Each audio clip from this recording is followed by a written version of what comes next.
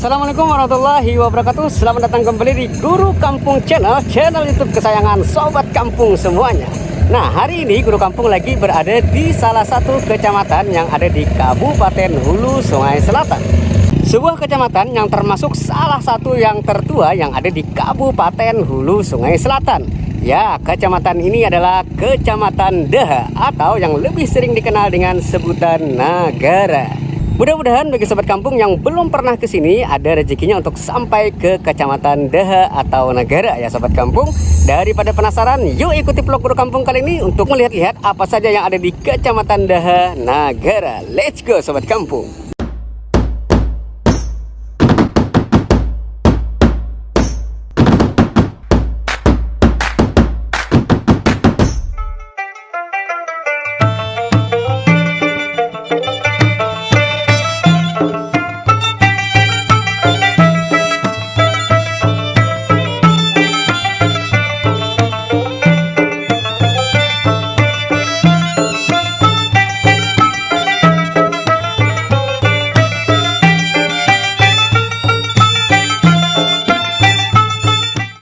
Hari ini Guru Kampung ingin berbagi informasi tentang sebuah daerah yang ada di Kabupaten Hulu Sungai Selatan. Daerah yang termasuk wilayah yang sangat tua karena sudah ada sejak zaman kerajaan. Bagi sobat kampung yang baru menemukan channel ini, silahkan subscribe terlebih dahulu dan jangan lupa like, komen, dan share ke sobat kampung yang lain ya. Nagara, sebuah entitas wilayah dan masyarakat di pinggiran Sungai Nagara yang sudah ada sejak masa lampau. Letaknya sekitar kurang lebih 30 km dari ibu kota Kabupaten Hulu Sungai Selatan. Mengutip dari situs jejak banua.com, nama Nagara diambil nama kerajaan Kono Hindu Kaharingan yang pernah berdiri di wilayah tersebut, yakni Kerajaan Negara Daha atau Nagara Dipa.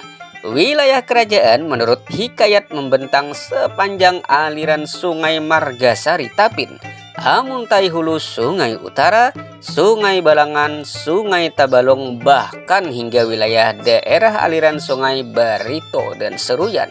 Kerajaan Nagara Daha cikal bakal berdirinya Kerajaan Islam Banjar berpusat di daerah Kuin, Banjarmasin. Karena itu, wilayah Nagara punya nilai historis tersendiri dalam sejarah Kalimantan Selatan. Luas Nagara sekitar 41% dari total wilayah Hulu Sungai Selatan. Terdiri dari 3 kecamatan, yaitu Kecamatan Daha Utara, Daha Selatan, dan Daha Barat. Jumlah desa pada masing-masing kecamatan tersebut adalah Daha Utara sebanyak 19 desa, Daha Selatan 16 desa, dan Daha Barat ada 7 desa. Alamnya didominasi lahan rawa sehingga tipikal rumah penduduknya berbentuk panggung dengan tongkat kayu ulin. Selain sebagai petani dan nelayan, penduduknya juga ahli di bidang perkayuan, perak, tembaga, emas, aluminium, dan tanah liat. Namun, Nagara lebih tersohor karena kerajinan pandai besinya. Banyak produk yang dihasilkan seperti parang atau pisau, paku, dan roda kapal.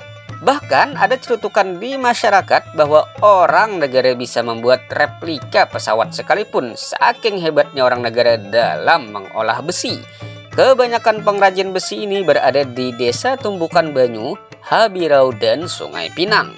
Sedangkan untuk kerajinan tanah liat ada di Bayanan dan penghasil kerajinan perhiasan emas ada di Habirau Tengah dan Parigi. Keunikan lain yang ada di Nagara masih dominannya transportasi air menggunakan jukung atau kelotok. Ini dikarenakan wilayahnya yang didominasi perairan. Orang Nagara juga dikenal senang sekali merantau ke berbagai daerah di Kalimantan bahkan di luar pulau untuk mencari nafkah. Jadi tidaklah heran rasanya apabila kita menjumpai banyak orang Nagara berada di seluruh pelosok Kalimantan. Umumnya mereka berprofesi sebagai pedagang. Bagi sobat kampung yang asli atau peranakan orang Nagara, silahkan komen di kolom komentar ya sobat kampung. Masyarakat Nagara terkenal sangat agamis. Ini ditandai dengan banyaknya pesantren-pesantren berada di wilayah Nagara, seperti pesantren yang ada di Desa Habirau, Pesantren Al-Muradiyah, Pesantren Darul Amin, dan masih banyak yang lainnya.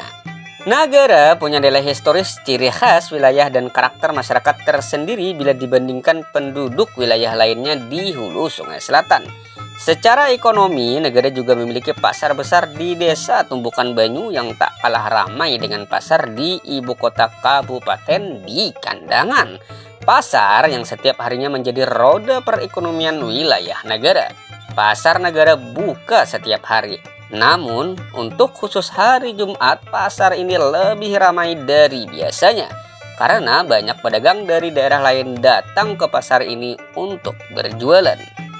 Belasan tahun silam pernah muncul wacana pembentukan Kabupaten Nagara oleh beberapa tokoh yang berasal dari daerah tersebut. Namun, wacana tersebut hilang seiring waktu. Di Nagara ada terdapat salah satu masjid yang termasuk tua. Pembangunan masjid ini diperkirakan sekitar tahun 1920 dan sudah beberapa kali dilakukan perbaikan. Masjid Jami Ibrahim berlokasi di Desa Sungai Mandala, Kecamatan Daha Utara, Kabupaten Hulu Sungai Selatan. Nama masjid ini diambil dari nama Habib Ibrahim Al-Habsyi selaku pendiri masjid. Habib Ibrahim Al-Habsyi menyumbangkan sebagian harta beliau untuk membangun masjid. Mengutip dari Wikipedia, dulunya Nagara adalah sebuah kerajaan yang bernama Kerajaan Nagara Daha, salah satu kerajaan Hindu yang pernah berdiri di Kalimantan Selatan. Ibu kota kerajaan Nagara Daha berada di Nagara, Kecamatan Daha Selatan, Kabupaten Hulu Sungai Selatan. Kekuasaan di wilayah kerajaan Nagara Daha kemudian diambil alih oleh kerajaan Banjar pada tanggal 24 September 1526. Pada masa pemerintahan kerajaan Nagara Daha, semua keturunan rajanya bergelar pangeran. Setelah wilayah kerajaan ini menjadi kekuasaan dari kerajaan Banjar, keturunan dari para penguasa kerajaan Daha mendapatkan gelar Andin. Sebelum terbentuknya kerajaan-kerajaan di Kalimantan Selatan, masyarakat masih berkelompok berdasarkan wilayah aliran sungai. Setelah itu terbentuk sebuah kesatuan politik yang menggabungkan kelompok-kelompok tersebut menjadi sebuah kerajaan, yaitu Kerajaan Nagara Dipa. Kerajaan ini kemudian digantikan oleh Kerajaan Nagara Daha. Pada masa pemerintahan Kerajaan Nagara Daha, pusat pemerintahan di daerah Kalimantan Selatan terletak di Muara Hulak, Nagara. Kerajaan Nagara Daha juga memiliki bandar perdagangan di Muara Bahan, Kabupaten Hulu Sungai Selatan. Pendiri sekaligus raja pertama dari Kerajaan Nagara Daha adalah Sekar Sungsang. Ia diberi gelar Panji Agung Maharaja Sari Kaburangan. Bagi sobat kampung yang ingin mendapatkan informasi lain terkait Nagara, silahkan isi di kolom komentar ya. Sampai di sini dulu vlog Guru Kampung kali ini. Mudah-mudahan informasi kali ini dapat bermanfaat dan menambah wawasan sobat kampung semuanya. Sampai berjumpa di vlog-vlog Guru Kampung selanjutnya. Terima kasih. Wassalamualaikum warahmatullahi wabarakatuh.